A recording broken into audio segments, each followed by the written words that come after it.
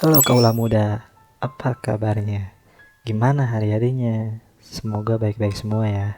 Jadi kali ini saya bakal membahas film horor Amerika berjudul Don't Breathe yang dirilis pada tahun 2016 dan disutradarai oleh Fede Alvarez. Siapa bilang sumber rasa takut dan horor itu cuma dari penampakan hantu yang kena tumpahan tepung aja? Horor bisa datang dari bentuk dan situasi yang bermacam-macam. Entah itu dikejar zombie yang lemparin tokai kayak yang di film Zombie Us The Toilet of the Dead, atau bertemu dengan si buta dari goa hantu kayak Stephen Lang yang bisa mengubah hari indah menjadi mimpi buruk. Jadi film ini tentang trio wek-wek yang kerjaannya ngerampok rumah demi bisa pindah ke California. Namun naas, kali ini mereka apes. Awalnya mereka meremehkan, namun mereka tidak tahu telah berhadapan dengan si buta dari gua hantu yang gak akan membiarkan mereka keluar hidup-hidup. Gimana kelanjutan ceritanya? Simak video ini sampai selesai.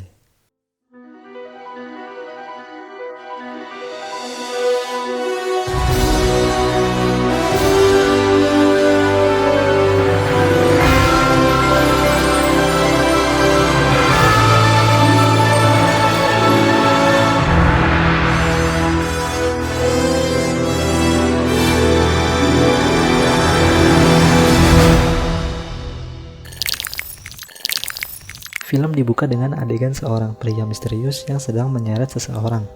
Kemudian, scene berganti ke sekelompok pemuda yang sedang menjarah sebuah rumah milik orang kaya. Lalu, Alex memperingatkan kepada Manny dan juga Rocky supaya tidak merampok atau mencuri barang yang harganya di atas $10.000.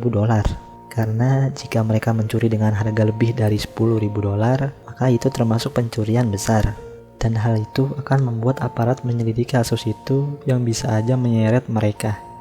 Di perjalanan setelah merampok rumah, Rocky yang ternyata memiliki hubungan dengan Manny memberitahukan ke Alex bahwa dirinya akan pergi bersama ke California. Rocky sempat mengajak Alex, namun Alex tidak bisa ikut lantaran ia harus bersama ayahnya yang masih bekerja di situ. Kemudian ketika Alex kembali ke rumah, Alex pergi ke ruang kerja ayahnya dan menaruh kunci rumah yang tadi ia rampok. Ternyata ayahnya Alex bekerja di keamanan rumah yang dimana ayahnya memiliki kunci-kunci rumah tersebut. Selama ini mereka merampok menggunakan kunci-kunci yang ayahnya simpan. Kembali ke Manny. Manny menjual barang curiannya ke seorang kenalannya. Lalu Manny protes karena jam Rolex yang dia kasih dihargai lebih sedikit.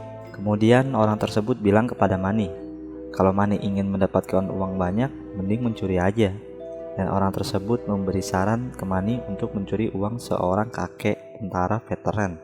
Setelah ditelusuri, kakek tersebut tidak memiliki keluarga dan rumahnya sepi penduduk. Tidak ada orang yang tinggal di situ kecuali kakek tersebut. Kakek itu memiliki uang sekitar $300.000. Kalau dirupiahkan sekitar 4,3 miliar. Itu kalau sekarang. Uang itu didapat dari keluarga kaya raya yang dulu anak perempuan keluarga itu pernah tidak sengaja menabrak anaknya si kakek hingga tewas. Dan pihak keluarga kaya itu menyogok si kakek dengan memberikan uang damai sebesar $300.000.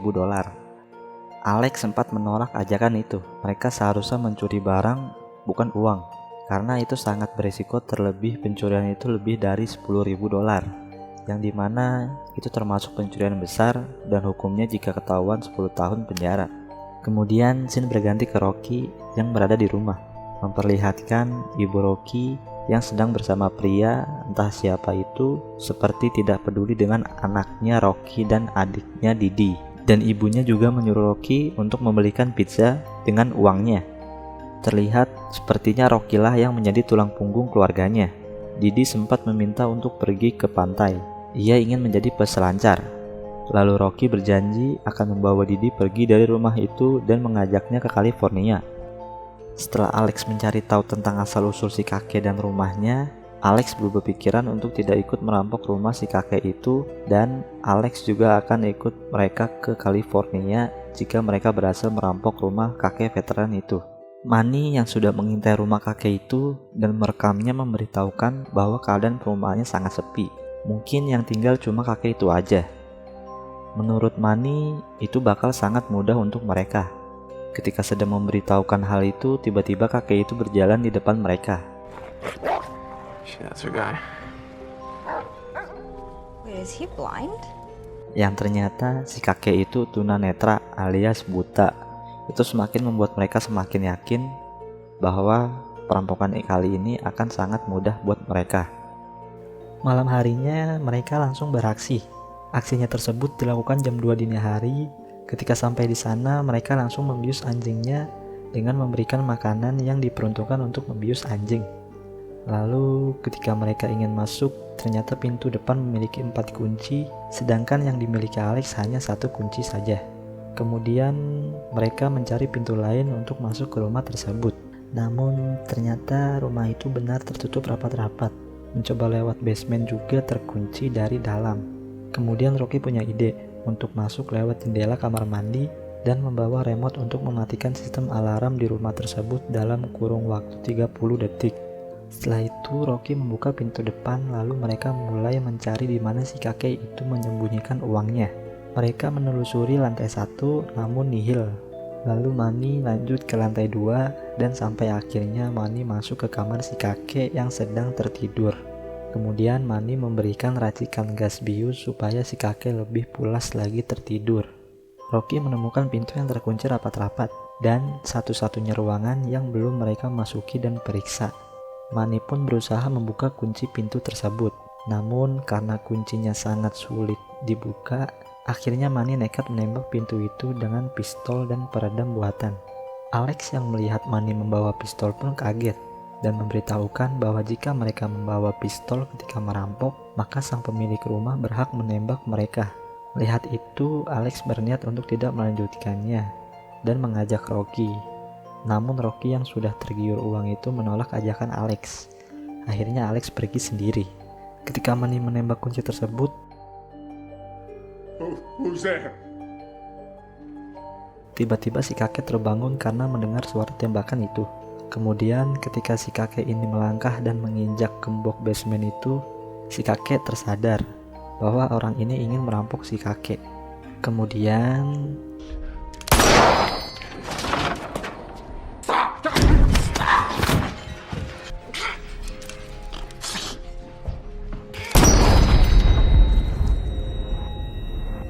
si kakek ini bukanlah sembarangan orang.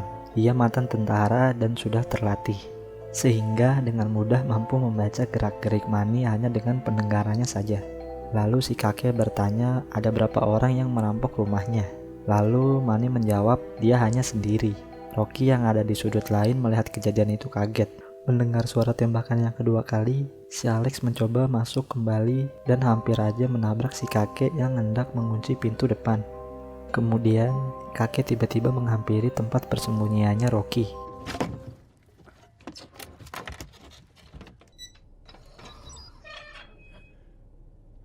Ketika si kakek pergi, Rocky langsung mencoba membuka berangkas dan mengambil uangnya. Rocky kaget. Ternyata uang yang mereka kira $300.000 ternyata ada $1 juta.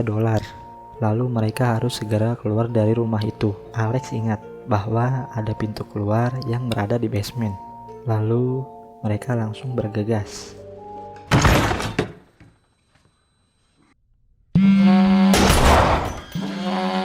Hampir aja mereka ketahuan. Walaupun si kakek buta, tapi pendengaran beliau sangat amat tajam.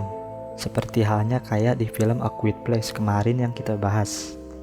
Bedanya kalau dia Quiet Place, dia bentuk rupanya monster, sedangkan di sini manusia. Kemudian si kakek menemukan sepasang sepatu. Lalu kakek sadar bahwa masih ada orang lagi di rumahnya. Kemudian kakek kembali ke dalam lemari dan mengecek kembali uangnya. Melihat uangnya sudah tidak ada, si kakek murka dan langsung segera mencari pencurinya. Di sisi lain, Rocky dan Alex mencari jalan untuk keluar, tapi tidak menemukannya. Kemudian, tiba-tiba Rocky dikejutkan dengan seorang wanita dikurung dan diikat di sana. Lalu wanita ini meminta tolong kepada Rocky supaya membantu melepaskannya. Awalnya Alex menyuruh Rocky untuk menghiraukannya, tetapi wanita itu menunjukkan selembar berita koran yang ternyata itu adalah Cindy, wanita yang menabrak anaknya si kakek. Akhirnya mereka menolong wanita itu. Di tempat lain, karena si kakek ini mendengar lonceng di basement yang dimana itu tempat ia menawan Cindy. Sadar bahwa pencuri yang lain di basement, Kemudian si kakek langsung menghampirinya.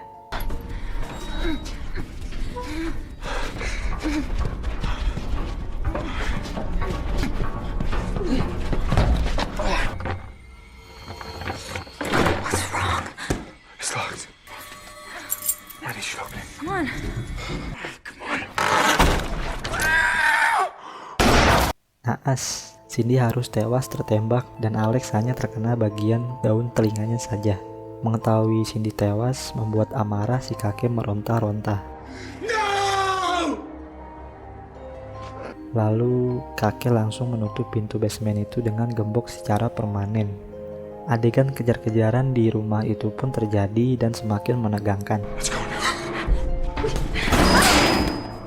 Si kakek mematikan listriknya, dan hal itu justru sangat menguntungkan si kakek. Terlebih kakek sudah hafal semua sudut ruangan di rumah itu. Lalu Rocky dan Alex akan kesulitan dalam keadaan gelap gulita serta sunyi.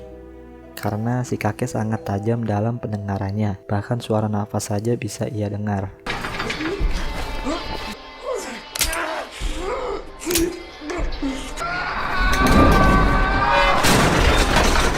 Kakek terus mengejar dan mencari mereka.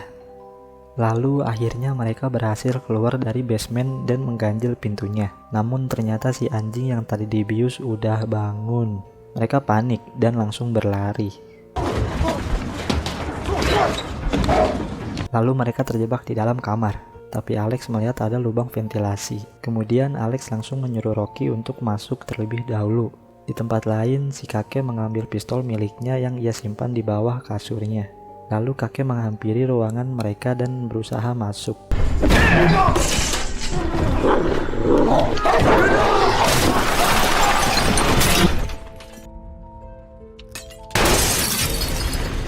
Alex terjatuh dan ditembak oleh kakek, sedangkan Rocky berhasil masuk ke ventilasi. Namun anjingnya ternyata mengikutinya. Kemudian terpaksa Rocky menjatuhkan diri ke bawah. Di sisi lain, ternyata tembakan si kakek meleset. Alex masih hidup dan tidak tertembak.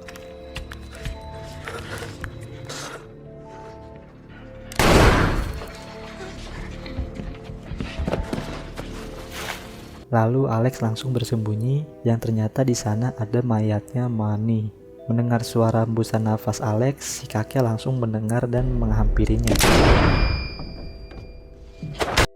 Karena si kakek mantan tentara, makanya si Alex tidak cukup kuat untuk melawan si kakek.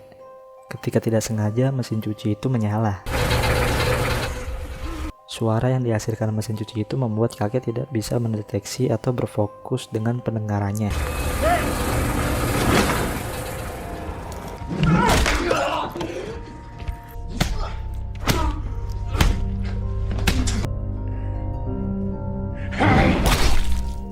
Di tempat lain, Rocky yang sudah tersadar melihat di depannya ada jalan keluar.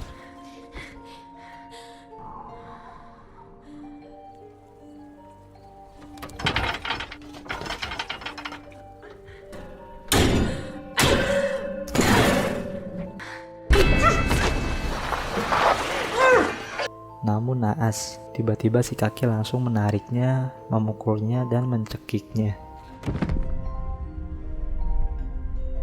Di tempat lain, ternyata si Alex masih hidup. Beruntung si kakek tadi menusuk ke mayatnya Moni, bukan ke Alex. Lalu Alex beranjak dari tempatnya, lalu mencoba keluar. Si kakek mengubur jasadnya Cindy di bawah lantai supaya tidak terdeteksi. Kemudian, ternyata si Rocky tidak mati. Si kakek sengaja tidak membunuh Rocky supaya ia menggantikan Cindy. Si kakek memberitahukan bahwa Cindy seharusnya dipenjara, tetapi orang kaya tak akan masuk penjara. Dan ternyata Cindy sedang mengandung anak. Itu sebabnya kenapa si kakek sangat marah dan sedih tahu bahwa Cindy mati. Menurut kakek, akan adil jika Cindy memberikan anak kepada si kakek. Karena Cindy sudah dead, sudah mati, maka Rocky harus bertanggung jawab. Kakek tidak akan memperkosa Rocky, begitupun hal yang ia lakukan kepada Cindy.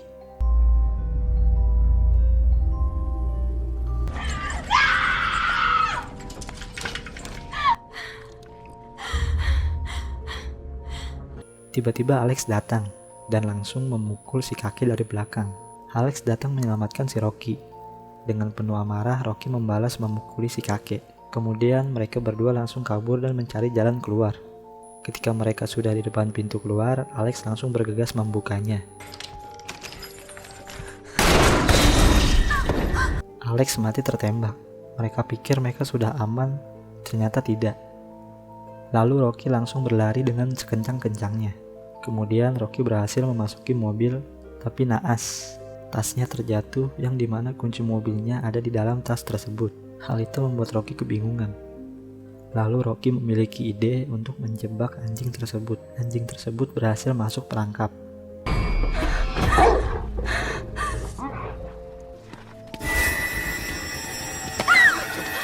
Sial, Rocky harus tertangkap.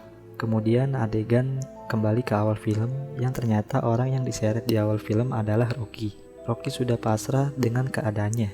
Ketika Rocky yang sudah merasa tak ada harapan, tiba-tiba ada kumbang kecil di tangannya, yang dimana hal itu membuat ia teringat masa kecilnya yang sering ditemani kumbang kecil itu ketika disekap ibunya. Hal itu membuat Rocky bangkit. Kemudian Rocky melihat remote alarm milik Alex dan langsung menyalakan alarm tersebut.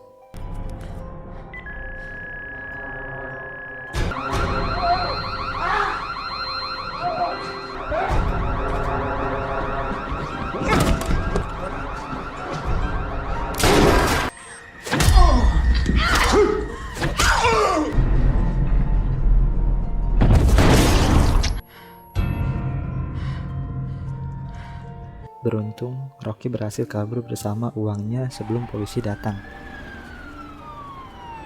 Kemudian singkat cerita, Rocky dan adiknya yaitu Didi sedang berada di bandara. Mereka ingin pergi ke California seperti yang dikatakannya. Lalu Rocky melihat berita tentang si kakek itu yang ternyata si kakek masih hidup. Buset, kagak mati-mati nih kakek-kakek. Si kakek sedang dirawat dan kakek melaporkan bahwa yang merampok rumahnya hanya 2 orang. Dan kakek berhasil melawan dan membunuh kedua orang itu. Dan kakek memberitahukan bahwa tidak ada barang atau uang yang dicuri. Mendengar laporan itu membuat Rocky kaget dan kebingungan. Dan film pun berakhir. Personal rate. Film Don't Breathe menggunakan premis sederhana, yaitu 3 remaja merampok rumah pria tunanetra dan terjebak di dalamnya. Nggak ada yang rumit dari premis tersebut, tapi berhasil dieksekusi dengan hebat oleh Fede Alvarez, sang sutradara. Alvarez sukses mengubah kesederhanaan itu menjadi tontonan yang menarik dengan mengumbar ketegangan hampir sepanjang film. Film ini juga berhasil menawarkan cerita yang simpel, namun dieksekusi dengan baik. Plot film ini sangat simpel, karena bersetting di satu rumah saja. Namun, balutan aksi serta thriller yang ditawarkan film ini benar-benar menegangkan. Jump scare dalam film ini bukan trik murahan untuk mendapatkan reaksi kita. Mereka dipakai untuk membangun suspense, menumpuk dan menghimpunnya hingga kita merasakan ketegangan yang terus memuncak. Desain sound yang gak norak membuat film ini menjadi tontonan yang sangat exciting. Alvarez juga berhasil menyajikan horor dan trailer yang sangat tertata. Hebatnya ketika kita merasa cerita akan mudah ditebak, ada twist yang membuat cerita semakin seru dan jauh dari kata membosankan. Akting Stephen Lang sebagai The Blind Man juga patut diapresiasi. Dia berhasil membentuk karakter kakek-kakek kuat dan tangguh yang menjadi hantu bagi para pencuri. Mungkin video ini cukup sampai sini aja, dan maaf kalau masih banyak kekurangannya. Makasih juga buat yang udah nonton sampai akhir, udah bantu subscribe. Terima kasih banyak. Video kali ini saya akhiri. Terima kasih.